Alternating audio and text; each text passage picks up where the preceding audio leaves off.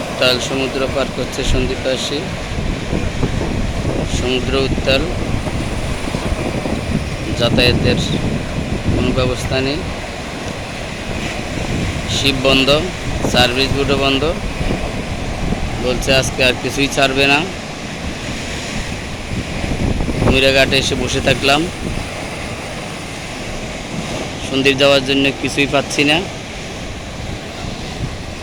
এই হলো আমরা সন্দ্বীপবাসীর পরিস্থিতি।